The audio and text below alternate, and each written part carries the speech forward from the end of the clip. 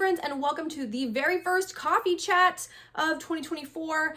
I have my coffee mug. We are jumping into our first coffee chat of the year. Those of you who are new, hello, my name is Brecky and this is Sustainable Prepping, where we empower through preparedness. No doom and gloom here, friends.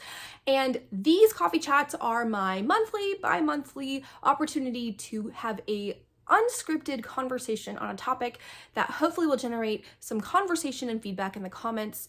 That's not a how-to, but rather more of a conversation about preparedness lifestyle, feminist homemaking, sustainability for non-extremists, you know, all that good stuff. So grab yourself a beverage of choice and curl up. Let's hang out. Some of you who follow me on Instagram know that I've had some interesting interview situations that have arisen in the last month. Basically, I was in a big USA Today article that I will link down below, and that got my name out about preparedness, which I would never have imagined would be the thing that people know me for, is preparedness. All of this has led to that USA Today article, and then from there I had requests for interviews. I was interviewed for a Fox News digital article, and then I was interviewed by these wonderful Frenchmen for a major news outlet in France. My life is super weird. I don't even know, you guys. I don't even know. That being said, in a conversation I had just yesterday with said French company about follow-up to the article, the news clip that they're doing that will be coming out in a couple weeks, I made the comment to the woman I was talking to on the phone that the whole point of preparedness is not that we're cowering in fear, but we're living, and we're living well.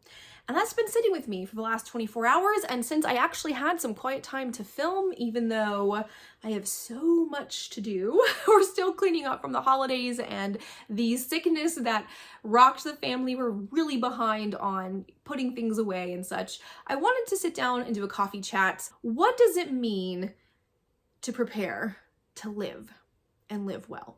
I initially thought that this might be a conversation that's sort of preparedness versus survivalism, but that's a little bit different of a topic. I will get to that at some point this year. But I want to think about, what does it mean to prepare to live well? Because I have thought a lot about why it is that I'm preparing. When I see articles contrasting my style preparedness, whether it's me or someone else, versus a more hardcore prepper type. The gentleman from Fortitude Ranch, for example, who has a very intensive, methodical understanding of what preparedness takes and means, we have very different views of life and value. For me, preparedness is steps that I take every single day in my lifestyle, as well as in my kind of leisure time, to look around, acknowledge that disasters are an inevitable part of life. Catastrophe is an inevitable part of life. Suffering is an inevitable part of life. And to do what I can when I am not in disaster, catastrophe, or suffering to prepare to insulate myself from the worst of disaster, catastrophe, and suffering. This isn't going to negate those things. I can't stop a storm from happening because I have a preparedness kit. I can't stop a pandemic from raging because I have a pandemic preparedness kit. These things are going to happen regardless of what I do. But I can choose to keep living a good life instead of living in fear. One of the comments was people who are already living in their bunkers, right? People who have basically moved out of their above ground homes and live in their bunkers because they're so confident that the end of the world is happening now. And I just think about that and I think, what are you preparing for?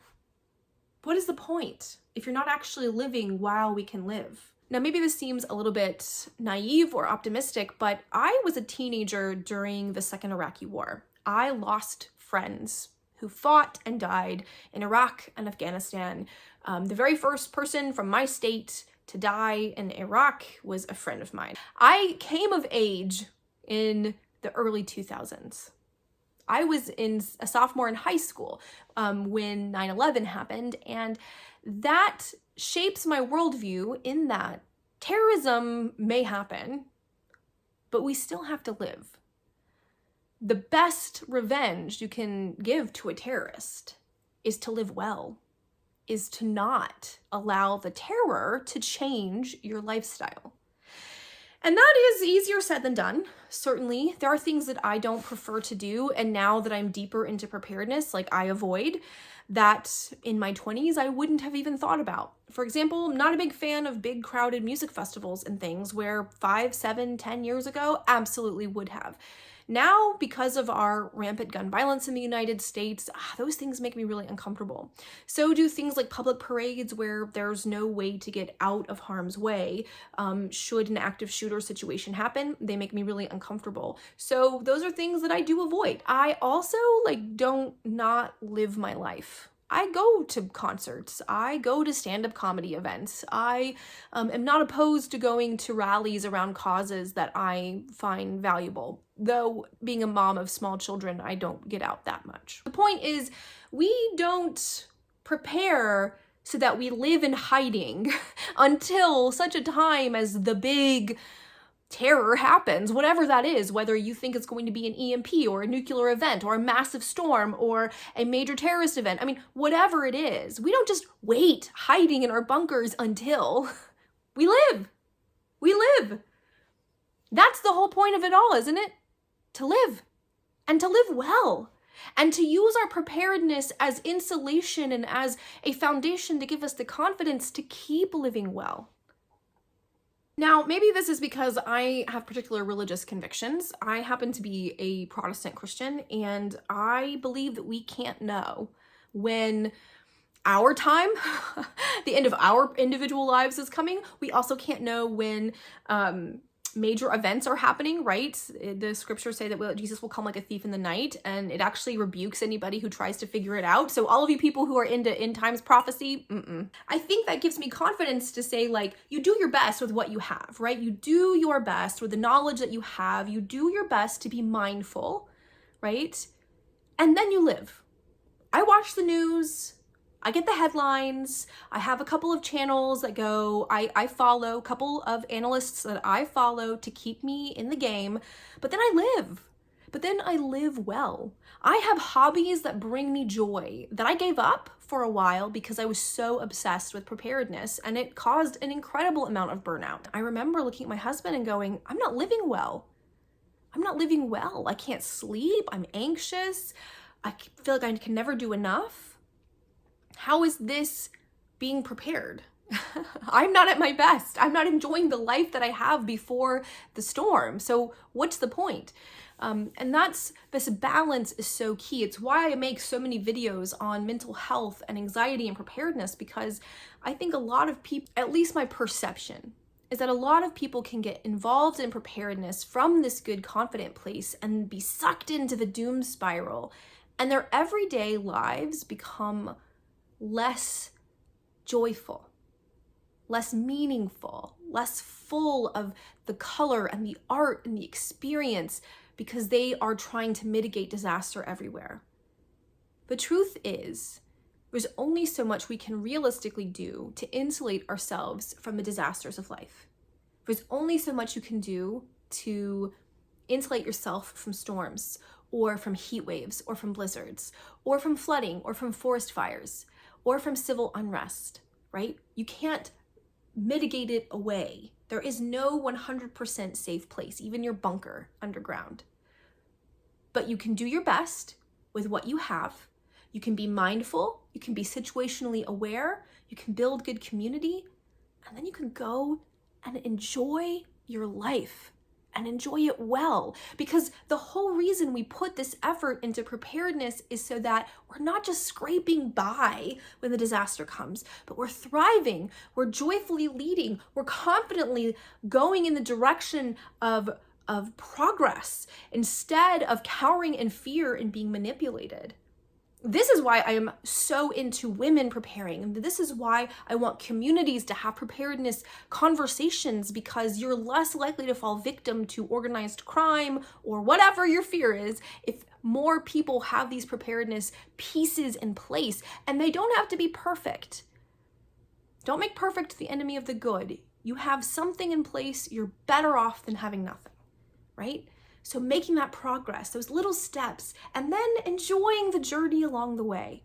I don't know why more preparedness people don't remind us to seek the joy. The reason we prepare is to live the good life now and be prepared for when the good life is gone.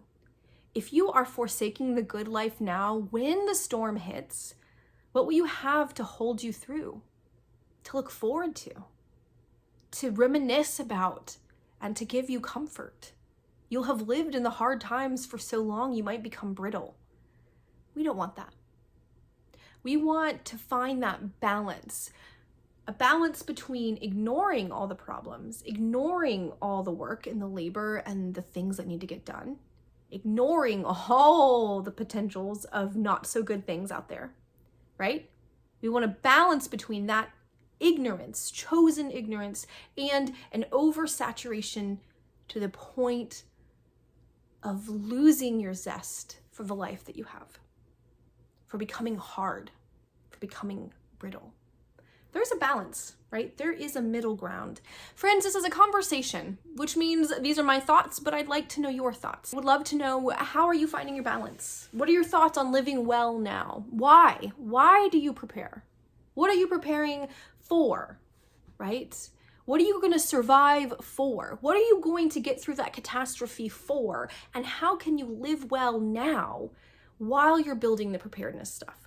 I would really love to know. I'd love to open this conversation. I would love to deepen this conversation with people of different perspectives. Tell me down in the comments, find me on Instagram. If you want to see some more of my deep, meaningful chats, I will put one of my older coffee chat videos right there. Y'all, I hope you're doing well. I hope 2024 has started out well for you. And until the next video, happy prepping.